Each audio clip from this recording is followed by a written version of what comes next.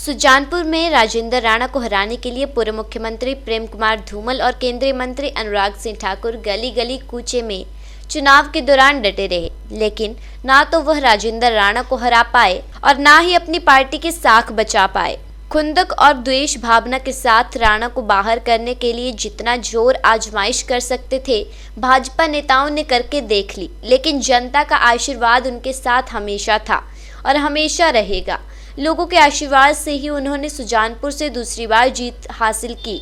यह बात सुजानपुर से कांग्रेस विधायक राजेंद्र राणा ने यहां मीडिया से खास रूबरू होते हुए कही। उन्होंने कहा कि आज धूमल और अनुराग उन्हें हराने के लिए सुजानपुर में डटे रहे और इसी का नतीजा है कि हमीरपुर पूरी तरह से भाजपा मुक्त हो गया है। हमीरपुर संसदीय क्षेत्र में भाजपा सिर्फ 5 सीटों पर ही जीत दर्ज कर पाई है। पूरे हिमाचल में 4 जिले ऐसे हैं जिसमें भाजपा का पूरी तरह से सुपड़ा साफ हो गया है।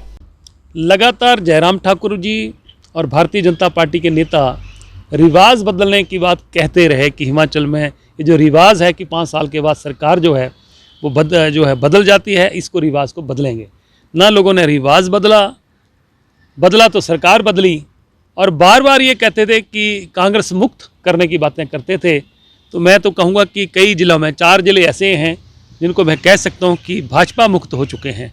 पहला जिला हमारा ही है जहाँ से पूर्व मुख्यमंत्री प्रेम कुमार धूमल हैं, केंद्रीय मंत्री हैं अनुराग ठाकुर जी, जो सुजानपुर में लगातार डटे रहे, गली गली कूचे कूचे में जो है लोगों के बीच में घुसे रहे और इस खुंदक में और इस द्वेष भावना में हमीरपुर जो है वो भाजपा मुक्त कर दिया। आज आप देखिए हमीरपुर पार्लियामेंट में सिर्फ मात्र 5 सीटें जो है वो भारतीय जनता पार्टी रह चुकी है। 10 सीटें कांग्रेस की हैं, 2 इंडिपेंडेंट हैं।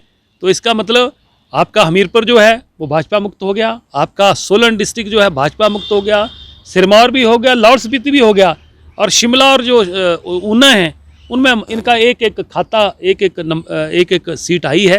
तो जो दूसरों को मुक्त करने चले थे वो खुद ही मुक्त हो गए। इसलिए मैं सुजानपुर के अपने कार्यकर्ताओं को और सुजानपुर की जनता को इसका श्रेय देता हूं कि उन्होंने मेरे ऊपर विश्वास किया है, हमेशा अपना आशीर्वाद बनाए रखा है।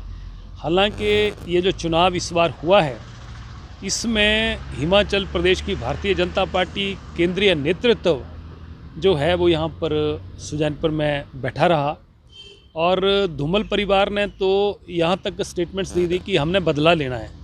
तो राजनीति में बदला लेने की बात जो है मुझे लगता है कि किसी भी राजनीतिक व्यक्ति के लिए शोभा नहीं देता। हमें बात करनी चाहिए प्रदेश को विकसित करने की, जिस चुनाव क्षेत्र से चुनाव लड़ रहे हैं वहाँ पर विकास करने की बात, लोगों की सेवा करने की बात। अगर सेवा करने की बात हो तो लोग उसको स्वीकार करते हैं। बदला लेने की बात करेंगे तो मुझे लगता है कि जनता उसको स्वीकार नहीं करेगी। और जिस तरीके से धन बल का, शराब बल का इस्तेमाल इस बार सुजानपुर चुनाव क्षेत्र में हुआ है, हर बूथ पे किस तरीके से शराब का जो है भारी मात्रा में शराब बांटी गई और साथ में पैसे बांटे गए, ये शिकायतें आज जो हैं पिछले जब से चुनाव हुए तब से लगातार लोग बता रहे हैं कि यहाँ भी पैसे आए और जिन जिन लोगों को पैसे दे के गए उन लोगों ने भी मुझे फ़ोन करके बताया और कई लोगों ने तो पैसे भी वापस किए हैं। तो इसका मतलब कि इन्होंने इस बार भारतीय जनता पार्टी ने इस बार जो है सुजानपुर में जिस तरीके से राजनीति को पोल्यूट किया है, मुझे लग रहा है कि बाहरी राज्यों में, दूसरे राज्यों में ऐसी बातें होती हैं पर यहाँ पहाड़ी राज्य जहाँ देवभूमि है, देवभूमि के लोग जो शराफत के साथ यहाँ रहते हैं, जिस तरीके से राजनीति को यहाँ पर जो है पोल्यूट किया है, मुझे लगता है कि ये हिमाचल प्रदेश में बाहरी राज्यों से, जैसे पंजाब है, हरियाणा है, कई राज्य ऐसे, उत्तर प्रदेश है, बिहार है, कई राज्यों में ऐसी चीज़ें होती हैं और वही चीज़ें जो है यहाँ पर हुई हैं। तो मुझे लग रहा है कि ये स्वस्थ लोकतंत्र के लिए स्वस्थ बात नहीं है।